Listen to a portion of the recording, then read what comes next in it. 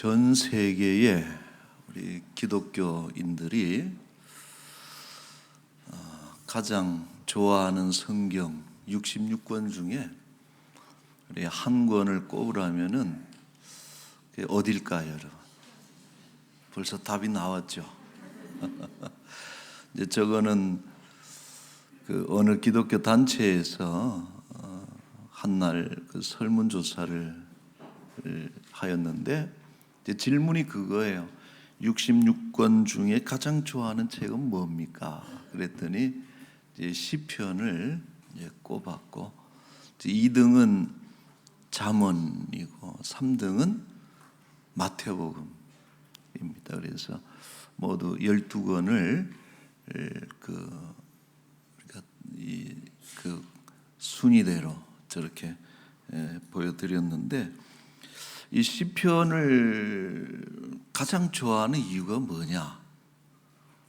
이게 뭐 여러 가지 이유가 있겠죠. 근데 정리를 좀 하면은 두 가지를 꼽아요. 시편을 좋아하는 이유.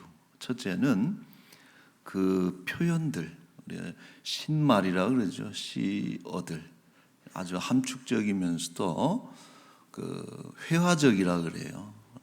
마치 어떤 그림을 그리듯이 그 심상을 불러일으키는 이런 그 단어들이 좀 탁월하다. 이런 그래서 함축적이면서도 뭔가를 많이 떠올리게 만드는 그런 단어들이 시편에 사용된 그런 그 단어들이고, 그래서 좋다 이런 이야기를 하고, 또 한 가지는 더 중요한 얘기인데, 이 시편이 수백 년에 걸쳐서 다양한 그런 삶의 정황, 다양한 그런 환경 속에서 만들어진 시인데, 이제 그곳에서 각기 다양한 그런 어떤 종교적 체험, 여러분 하나님을 만나고 우리가 영적인 체험을 하는 것이 획일적이지 않잖아요. 사람마다 다 다르고 환경도 다르고, 이제 이런 너무나 다양한 그런 영적인 체험들이 이렇게 잘 고백이 되어지고 진술이 되어져서 읽을 때에 어떤 동일시가 된다는 거예요. 맞아, 맞아, 나도 그랬어 하는 어떤 이런 감동, 이런 것을 주는 책이다. 그래서 좋아한다. 이제 이런 답을 했습니다. 자, 이스라엘 사람들은 이 시편을 찬양으로 사용을 했어요. 시로 된, 뭐 보통 노래가 신말로 만들어지지 않아요. 노랫말이 되는데, 특히 이 시편을 찬양으로 주로 사용을 했고, 그러다 보니까 이 시편에는 음악 기호라든지 음악적 장치들이 많이 눈에 띄고, 대표적으로 우리가 보면은 셀라라는 그런 단어를 보셨을 거예요. 시편을 읽다 보면은 이렇게 뭐뭐 했습니다 하고서 셀라, 이제 이런 말이 붙는데, 이게 정확하게 어떤 건지는 밝히지가 않았어요. 그렇게 연구를 했는데도 그러나 대체적으로 추정하는 것은 뭐냐면 음악 부호로 봅니다. 그래서 어떤 음악 부호, 우리가 그 악보에 그 기호가 있듯이 음악 부호고 아마도 쉼표가 아닐까, 이런 추측들을 합니다. 그래서 쭉 노래하다가도 셀라가 나오면은 한 박자 쉰다든지. 그러나 또 어떤 분들은 아멘으로 해석을 하기도 합니다. 이제 그 내용에 대해서 또 다 같이 하나가 돼서 아멘 하듯이 셀라 하는 이런 용도로 설명들을 합니다. 보면은 이제 이것이 기호이기 때문에 읽지 않는 분들이 많이 있어요. 또 읽지 말라고 하는 분들도 있는데, 저는 성경을 읽을 때 특별히 뭐 암송하는 그런 경우가 아니라면은 읽어주는 것이 좋다, 소리 내서. 왜냐하면은 셀라가 어디에나 붙어 있는 것이 아니거든요. 어디에는 붙어 있고 어디에는 나타나지 않기 때문에 셀라라고 이렇게 읽어주면서 그 단락을 기억할 수가 있기 때문에 이제 우리가 읽어주는 것이 좀 유익하지 않겠나, 제 생각이 그래요.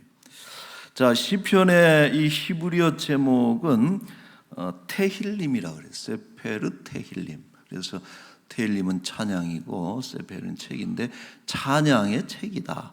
찬양집이라는 뜻이에요. 그러니까 이 시편이 노래로 주로, 물론 기도로도 사용이 되지만은 이 노래로 사용된 것이 우리가 짐작할 수가 있고, 또 헬라어 제목, 구약 성경을 헬라어로 그리스어로 번역한 것을 70인경이라고 그러잖아요. 이 헬라어 제목에는 푸살모이라는 이제 제목을 붙였는데, 이제 이 뜻이 뭐냐면은 현악기에 맞추어 부르는 노래다 그랬어요. 그래서 이 헬라어 어근을 통해서 오늘날 우리 그 영어의 시편의 단어가 생긴 거예요. 쌈이라고 하는 쌈, PSALM. 그래서 푸살모이를 어원으로 하고 있는 이런 제목입니다. 자, 이스라엘 사람들이 함께 모여서 공동체가 노래할 때에 즐겨 쓰는 방식 중에 하나가 교창이라고 그랬어요. 교창은 뭐냐면은 서로 어울려서 부르는, 서로 주고받으면서 부르는 노래를 교창이라고 합니다. 그래서 이렇게 모였는데 리더가 선창을 하는 거예요. 뭔가 한 소절 혹은 한 소절의 반을 부르면은 회중들이 답창을 하는 것이. 이런 것은 이제 주고받으면서 때로는 뭐 합창을 이렇게 하기도 하고, 이런 교창의 형식을 많이 취합니다.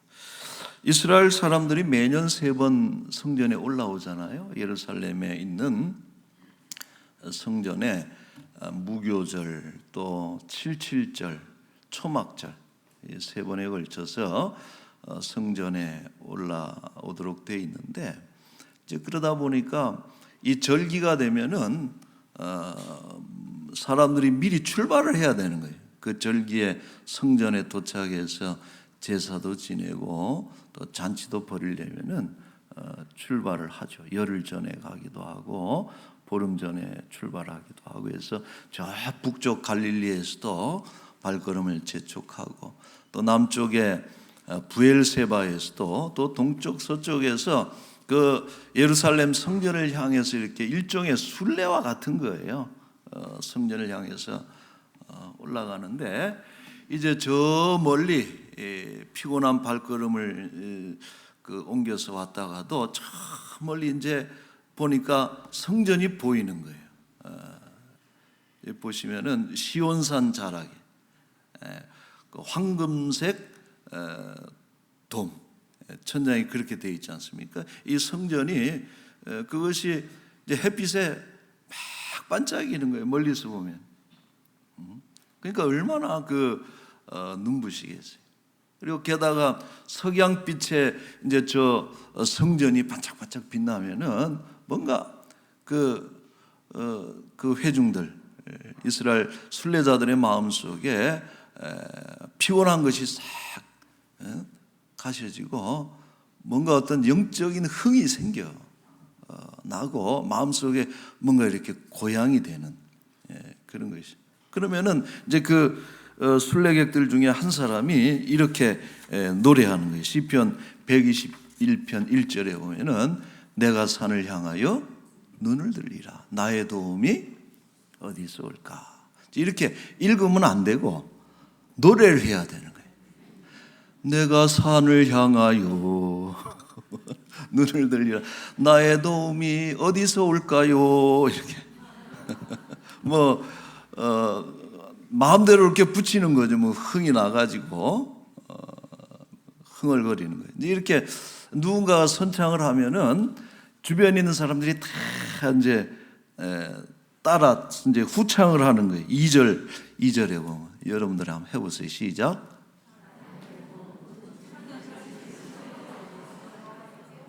읽지 말고 이렇게 노래를 이렇게 그래서 시편 121편도 아마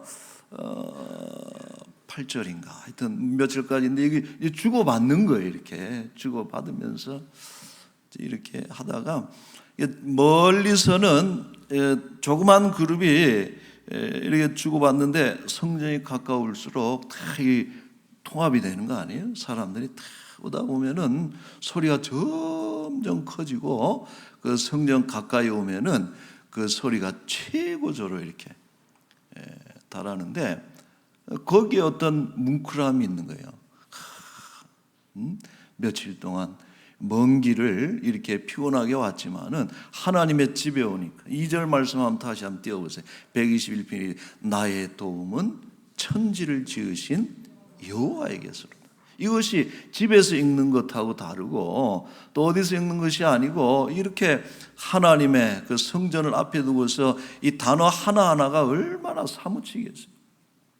그러니까 이런 어떤 시편을 찬양함으로 인해서 그들은 같은 노래를 부르는 어떤 강력한 그 이스라엘 백성들의 연대감을 거기서 체험을 하는 거예요. 교창을 통해서. 그리고 또 한 가지는 하나님의 임재를 강력하게 확인하는 이런 순간이 되는 것이죠. 자, 이 시편의 절반 정도를 다윗이 썼어요. 그래서 우리가 73개에는 명확하게 표기가 되어 있어요. 다윗의 시다. 오늘 63편도 다윗의 시인데, 그리고 14편인가 15편은 적혀 있지는 않지만은 내용을 보면 다윗이 쓴 것처럼 추측이 되는 것이, 그래서 우리 다윗이 150개 중에 절반 이상을 시편을 지었고, 이제 두 번째로 제일 많이 시편을 쓴 분의 이름이 미상입니다. 그래서 저자 미상이죠. 그래서 누가 썼는지를 알 수가 없어요. 알 수가 없는. 그리고 뭐 모세 선생님도 선지자도 이제 썼고, 또 뭐 고라의 자손도 쓰고 이렇게 저자들이 있는데 그 대표적으로 다윗이 그 썼습니다. 그리고 이 시편의 중심 주제는 하나님을 찬양하라. 여러분 우리가 이런 히브리 말을 하죠. 할렐루야 그러잖아요. 근데 이 할렐루야가 하나님을 찬양하라는 뜻이에요. 그래서 할렐은 찬양하다, 루는 명령형, 야는 여호와 하나님. 그래서 여호와를 찬양하라 하는 할렐루야가 이 시편의 주제가 되는 것입니다. 신약에서 가장 많이 인용된 글이 역시 시편이고, 예수님은 시편을 매우 좋아하셨습니다. 그래서 십자가 위에서 달려 돌아가실 때도 이 시편을 인용하실 정도로 시편을 아주 애용하신 것을 알 수가 있습니다. 자, 오늘 우리에게도 이 시편이 여전히 남겨져 있다는 것은 얼마나 감사한지 몰라요. 여러분, 단순한 문서가 남아있는 것이 아니고 그 수천 년 전에 어떤 그들의 신앙의 어떤 그런 전통이랄까, 신앙의 어떤 생생한 이런 경험이라든지 이런 것들이 그대로 우리에게 전달되는 것이거든요. 그 시편이 우리에게 있다는 것은 너무나 참 감사하고, 우리가 아까도 교동문을 했습니다마는 교동문이 한 130몇 개가 있어요. 근데 그 중에 거의 반에 가까운 것이 이 시편 교동문입니다. 그래서 우리는 이것을 때로는 기도할 때 쓰기도 하고 또 찬양할 때 쓰기도 하고, 이 시편을 묵상하면서 우리는 우리의 신앙이 더욱더 성장하는 것을 볼 수가 있고, 때로는 이 시편을 통해서 육신과 영혼이 상한 감정과 육체를 치유하는 그런 하나님의 기적을 체험하기도 하는 것입니다. 그래서 우리는 이 시편을 애용하는 것이 좋습니다. 자, 오늘 제가 고른 것은 150개 중에 63편이에요. 여러분, 좋은 시편들이 많이 있어요. 예를 들어서 대표적으로 23편은 뭡니까? 여호와는 나의 목자. 1편은 복 있는 사람. 이런 어떤 노래로도 만들어지고 그런 좋은 시편들이 있는데, 오늘 제가 이 63편을 뽑은 것은 이 63편이 시편의 정신을 가장 잘 나타낸다라고 저는 생각을 했습니다.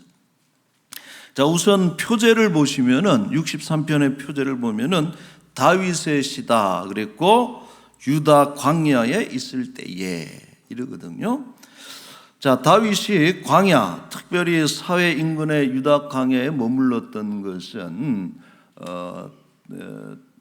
대부분 쫓겨다닐 때, 도망다닐 때, 사울 왕에 의해서 쫓겨다니던 아주 급박한 상황, 긴박한 두려움과 염려 속에 있던 그런, 혹은 아들 압살롬이 반란을 일으켜서 왕궁을 떠나서 도망했던 다윗이 머물렀던 곳이 이 광야이기도 합니다.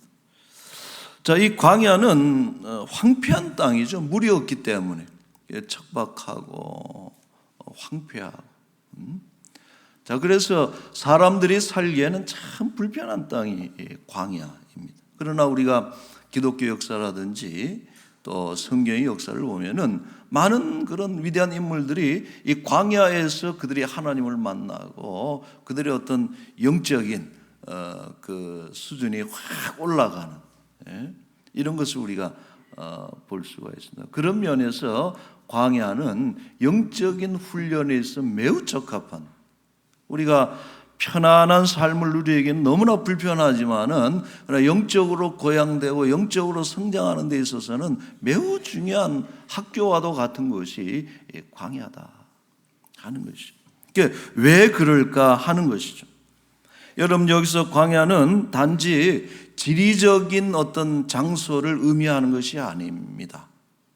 물이 없고 또 풀이 없고 이런 어떤 지형의 어떤 그런 것만을 얘기하는 것이 아니고, 우리가 성경에서 말할 때 광야라고 하는 것은 어떤 상징적인 의미가 있어요. 그게 뭐냐면은 여러 가지 고난으로 인해서 그 심령의 삶이 황폐해진 것은 그게 바로 광야다라고.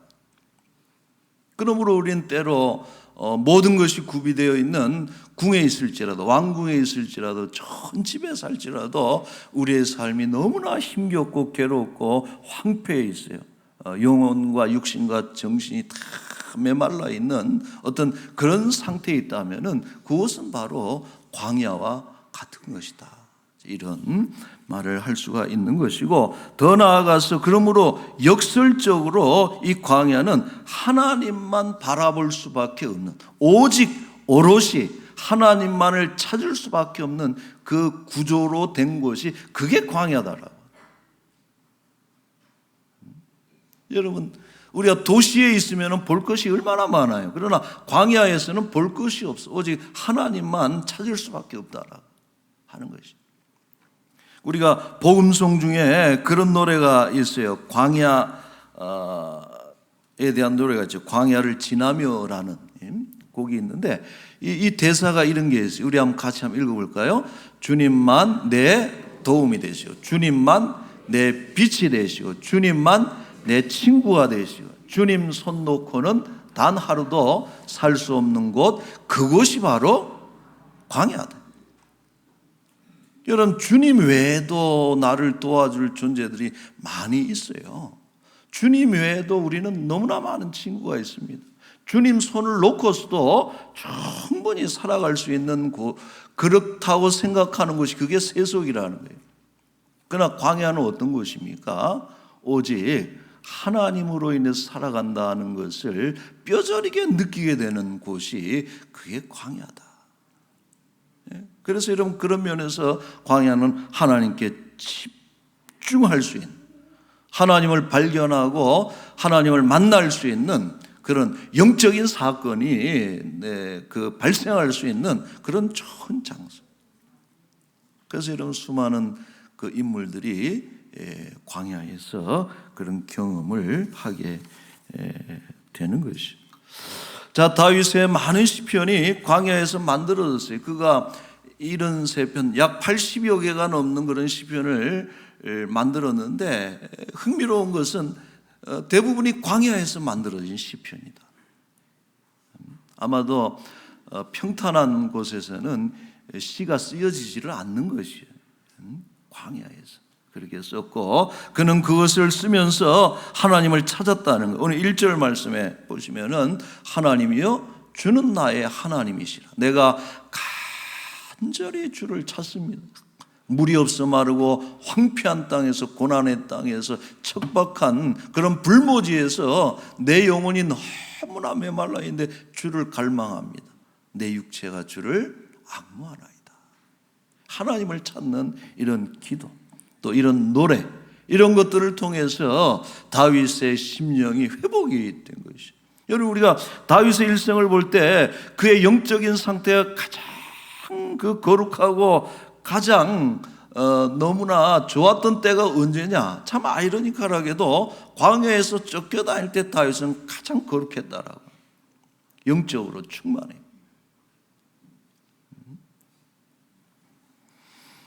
그러므로 여러분, 이 시편의 배경이 되면서 시편의 정신이고 시편의 본질이 뭐냐? 시편은 광야에서 부르는 노래다 하는 그런 그 정의를 내릴 수가 있습니다.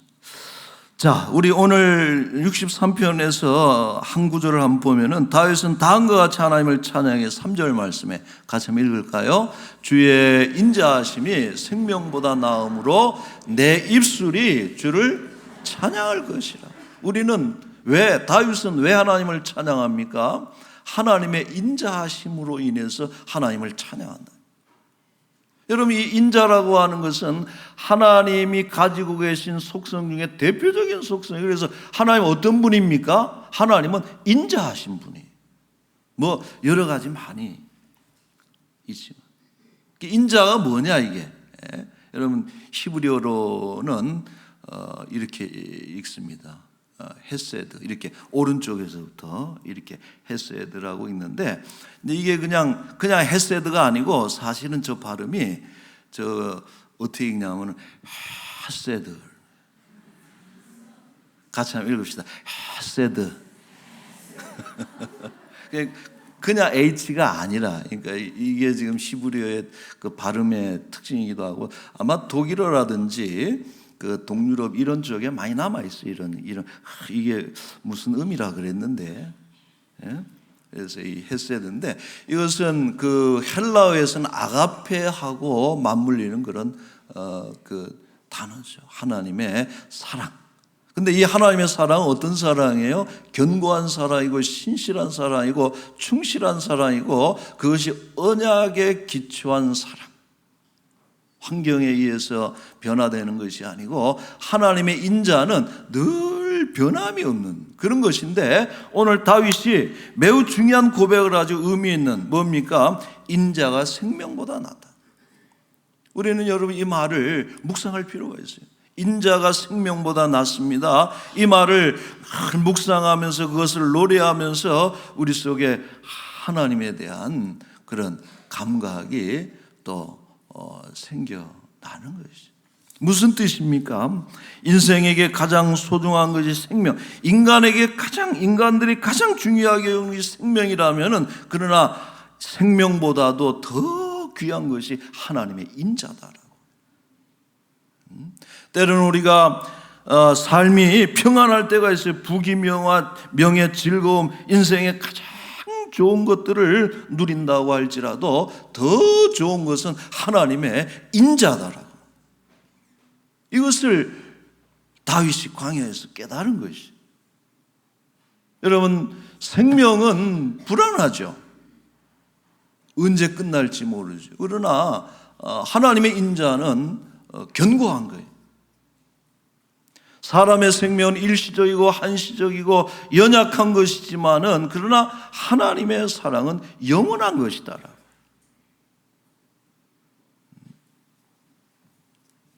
자, 그러므로 다윗이 광야에서 찬양할 수 있었던 진짜 이유가 뭐냐?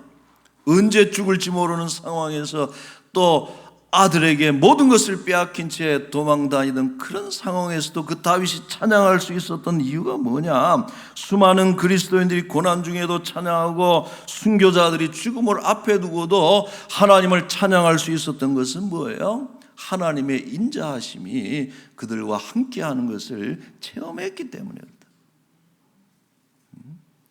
그래서 인자가 생명보다 낫다. 얼마나 여러분 귀한 표현입니다. 자, 그러므로 다윗은 매우 중요한 결심을 하나 합니다. 4절 말씀에 보시면 시작. 이러므로 나의 평생에 주를 송축하며 주의 이름으로 말미암아 나의 손을 들리이다. 아멘. 여러분, 오늘 아멘 찬양대에서도 이런 주제를 가지고 오늘 찬양을 했는데 너무 참 우리 맞춘 것도 아닌데, 그죠? 너무 감사했어요. 찬양을 들으면서. 다윗이 시작은 탄식으로 때로는 하나님 원망하고, 하나님 저한테 왜 그래요? 하나님 살아계십니까? 하나님 본래 내가 알던 분이에요? 이렇게 탄식하고 또 하나님 앞에 항의하기도 이렇게 시작을 했지만은, 그러나 다윗의 시편의 늘 마지막은 뭘로 끝나는 거 아니? 하나님을 찬양하는 것으로. 여러분, 바라기는 때로 그러한 일들이 있을지라도 우리 평생에 하나님을 찬양하는 저와 여러분들이 될 수 있기를 축원합니다. 자, 마지막으로 하나만 더 볼게요. 2절 말씀에 한번 보시면은 내가 주의 권능과 영광을 보기 위하여 이와 같이 성소에서 주를 바라보았나이다. 광야와 대조되는 단어가 하나 등장해요. 장소적 개념이죠. 뭡니까? 성소를. 자, 여러분, 다윗은 지금 이 시편을 쓰면서 광야에 있습니까? 성전에 있습니까? 광야에 있죠. 그러나 광야에 있지만은 그는 마치 성소에서 하나님을 바라보는 것처럼 성소에 소속된 느낌을 표현하고 있다는 것이죠. 여러분, 광야가 지리적인 명칭이 많이 아니었듯이 성소도 마찬가지예요. 성소는 단순히 어떤 지형을, 지리적인 어떤 장소를 뜻하는 것이 아니고, 성소는 어떤 곳이냐? 하나님을 만나고 하나님이 임재해 계시는데 하나님을 만나고 그곳에서 하나님으로 인해서 하나님을 체험하는 그곳은 어디든 그게 성소가 된다라고. 야곱이 베델이라고 하는 곳에서 돌베개 자고 그 광야에서 들판에서 잠을 잤어요. 그리고 그 다음날 일어나서 깨달음이 와서, 어떤 깨달음이에요? 이곳이 바로 뭐라는 거예요? 하늘의 문이다. 하나님이 계신 하나님의 집이로구나.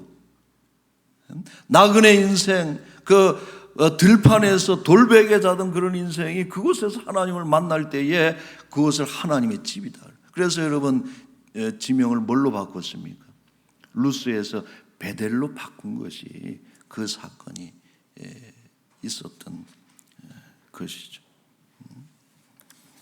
여러분, 바라기는 오늘 저와 여러분이 있는 그곳을 하나님의 인자하심으로 가득한 그런 성소로 만드는, 변화되는 그런 은혜가 있기를 축원합니다.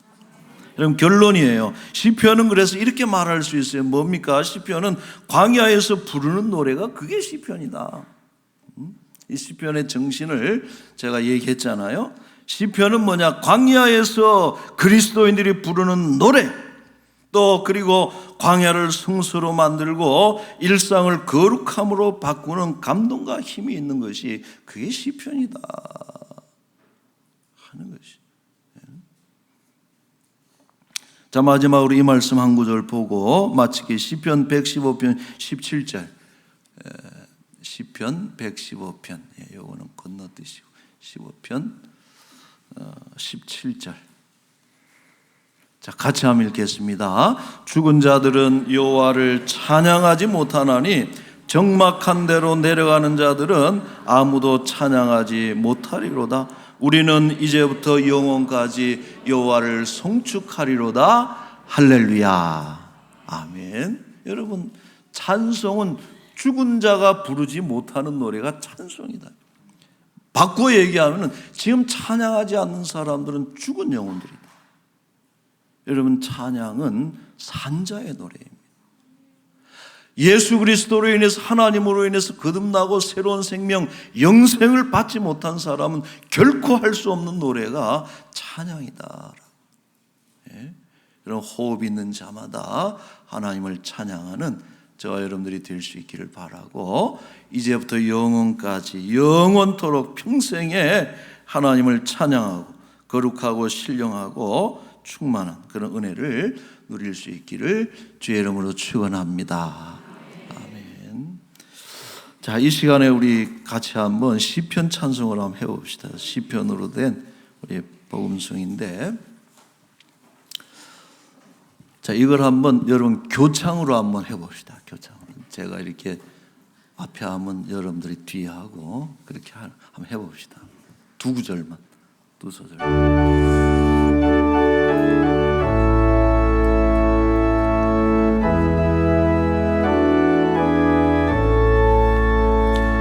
나의 힘이 되신 여호와여. 여러분 하시죠.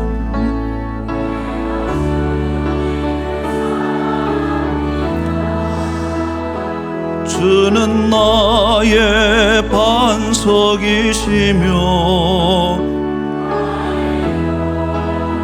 잘했어요. 우리 같이 합시다. 주는 나를 건지시는 나의 주, 나의 하나님, 나의 피할 바위시여, 나의 방패시라. 나의 하나님, 나의 하나님,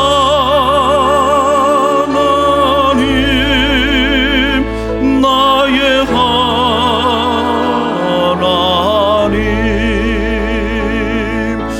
구원의 뿌리시여,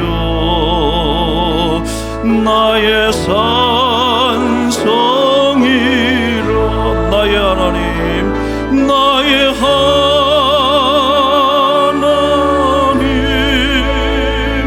나의 하나님,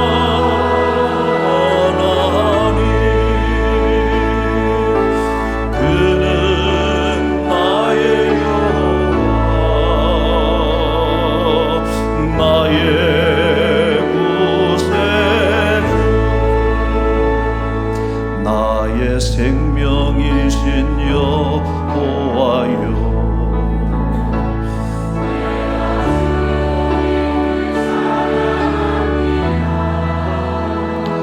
주는 나의 사랑이시며.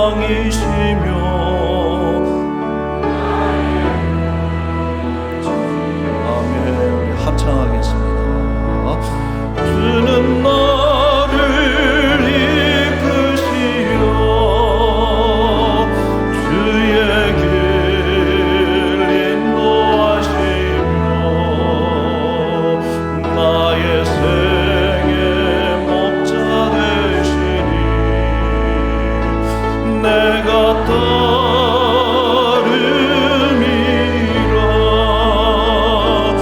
나의 하나님,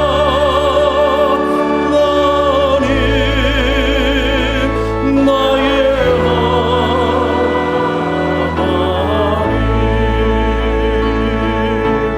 생명의 멸류관으로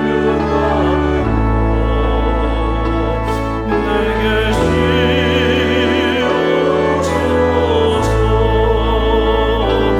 나의 하나님,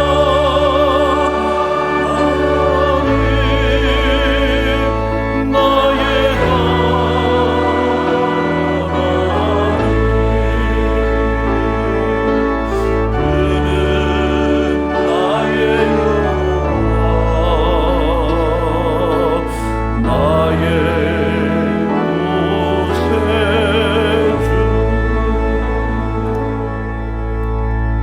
아멘. 자, 한번 같이 기도합시다. 오늘 우리가 광야에 있습니다. 때로는 병들고, 때로는 가난하고, 또 인생의 여러 가지 어려움들로 인해서 괴롭고 외롭고 고독하고 살고 싶지 않은 이런 때도 있습니다. 이렇게 광야에 있을 때에 우리가 하나님을 바라보고 이 시편을 떠올리고 기도하고 이 시편으로 찬양할 때에 나의 하나님, 나의 구세주, 힘이 되시고 생명이 되시고 사랑이시고 인자하시고 나를 건지시는 이 하나님을 만나게 되기를 원합니다. 이런 하나님에 대한 체험이 가득한 우리의 노래가 끊이지 않게 우리의 삶에서 흘러나올 수 있도록 우리 자신과 우리의 삶을 위해서 잠시 한번 기도하겠습니다. 거룩하신 우리 하나님 아버지, 주여 감사합니다. 아버지 하나님, 잊고 살았습니다. 하나님 살아계시고 하나님 여전히 역사하시고 하나님 인자하신 하나님, 언약의 기초에서 내 백성이라 너는 내 자녀라 불러주셔서 인쳐주신 그 백성을 끝까지 책임져 주시는 그런 사랑과 자비와 인자의 하나님이신 것을 우리가 잊고 살았습니다. 용서하여 주시옵고 아버지 하나님, 우리가 광야의 막다른 골목에 있을지라도 하나님이 이 시편을 떠올리게 하시고 이 시편으로 하나님을 찬양하게 하시고 기도하게 하시고 하나님을 만남으로 인해서 내 생명이요 내 힘이요 나의 반석이요 피난처요 나의 모든 것이 되시는 그 하나님을 만남으로 인해서 우리가 하나님 일어나게 하여 주시옵소서. 낙심하고 좌절하지 않게 하시고 다시 한번 일어나서 살아계신 하나님 앞에 우리가 바르게 살아갈 수 있도록 주여 우리를 인도하여 주시옵소서. 감사합니다. 고맙습니다. 전능하신 하나님, 자비하시고 인자하신 우리 하나님 아버지, 우리는 원치 않지만은 때로 우리는 광야를 통과할 수밖에 없는 인생들인 것을 다시 한번 깨닫게 됩니다. 그 옛날 이스라엘 백성들 40년 동안 광야에서 유리방황하면서 오직 하늘만 바라보고 만나와 메추라기, 구름기둥, 불기둥, 반석에서 샘물 나고 하나님의 보호하심과 인자하심을 너무나 생생하게 체험했던 그들처럼 오늘 우리들도 광야가 성소로 변하는 그런 역사가 일어나게 하여 주옵소서. 하나님, 낙심하지 않기를 원합니다. 좌절하지 않기를 원합니다. 하나님, 넘어져서 다시는 일어나지 못하는 패배자가 되지 않게 하여 주옵소서. 어떤 광야에 메마른 황폐한 막다른 골목에 이르렀을지라도 이 시편을 떠올리게 하시고 그로 인해서 하나님을 찾게 하시고 간절히 하나님을 갈망하게 하시고 하나님을 만남으로 인해서 모든 문제를 견뎌내고 승리하는 그런 승리의 노래, 승리의 계가가 다 되게 하여 주옵소서. 아버지, 이 한 주간도 우리와 동행하시되 이 땅이 하나님의 인자가 필요한 땅임을 다시 한번 깨닫게 하여 주옵소서. 정치, 경제, 국방, 사회 아무리 우리가 애를 써본들 하나님께서 도와주셔야 이 땅이 안전하고 소망이 있는 줄로 믿사오니 하나님을 바라보는 이 나라 이 민족이 되게 하여 주옵소서. 아버지 하나님, 교회가 많은 일들을 앞에 두고 있습니다. 바라옵기는 우리 권사수련회를 기점으로 해서 7월 달에 우리 영합으로부터 또 소망부까지 또 청년교구까지 하나님 귀한 수련회와 은혜 잔치가 벌어질 터인데 그곳에서 하나님을 만나는 체험들이 충만하게 풍성할 수 있도록 거룩한 노래, 신령한 노래, 산자의 노래를 부를 수 있는 평생토록 그런 자녀들이 되도록 주여 은혜를 더하여 주옵소서. 감사합니다. 한 주간도 동행하시기를 소망하며 예수님의 이름으로 기도하옵나이다. 아멘.